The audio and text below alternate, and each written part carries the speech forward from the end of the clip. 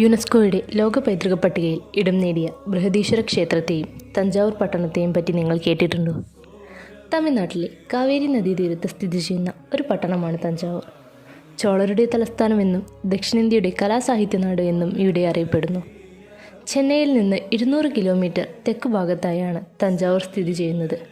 പ്രാചീന ചോള രാജവംശത്തിൻ്റെ പ്രധാന തലസ്ഥാനമായിരുന്നു ഇവിടം. രാജരാജ ചോളൻ നിർമ്മിച്ച രാജരാജേശ്വര ക്ഷേത്രം അഥവാ ബൃഹദീശ്വര ക്ഷേത്രമാണ് തഞ്ചാവൂരിൻ്റെ പ്രധാന ആകർഷണം. ശിവനാണ് ഇവിടുത്തെ പ്രധാന പ്രതിഷ്ഠ.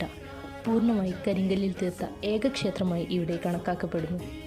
കലയും ആത്മീയതയും ശാസ്ത്രവും ഒരുമിക്കുന്ന വളരെ വലുതും അതിമനോഹരവുമായ കൊത്തുപണികളോട് കൂടിയതുമായ ഒരു ക്ഷേത്രമാണിത്. ഒറ്റക്കല്ലിൽ നിർമ്മിച്ച വലിയ നന്ദിയും കൂറ്റൻ ശിവലിംഗവും ശ്രീകോവിലിൻ്റെ ഉയരവും ഇതിനെ മറ്റു ക്ഷേത്രങ്ങളിൽ നിന്ന് വ്യത്യസ്തമാക്കുന്നു. ഗോപുരത്തിന് നീൽ ക്ഷേത്രത്തിൻ്റെ നിലത്ത് ഒരിക്കലും വീയില്ല എന്നത് ഒരു വാസ്തു അത്ഭുതമായി തുടരുന്നു. യുനെസ്കോയുടെ ലോക പൈതൃക പട്ടികയിൽ ഇടം നേടിയ ഒരു ക്ഷേത്രം കൂടിയാണിത്.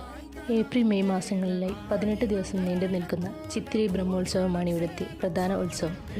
നിലത്ത് വീഴാത്ത 81 ടൺ ഭാരം വരുന്ന മുകുടം, 217 അടിയോളം വരുന്ന ഗോപുരത്തിന് മുകളിൽ സിമൻറ്റോ മണ്ണോ ഇല്ലാതെ എങ്ങനെയെന്ന് അത്ഭുതം തോന്നിപ്പിക്കുന്ന രാജരാജേശ്വര ക്ഷേത്രം അഥവാ ബൃഹദീശ്വര ക്ഷേത്രം ജീവിതത്തിൽ നമ്മൾ ഒരിക്കലെങ്കിലും കാണേണ്ട ഒരു മഹാത്ഭുതം തന്നെയാണ്. ഇതുപോലുള്ള കൂടുതൽ വീഡിയോസിനായി നമ്മുടെ channel like, share and subscribe.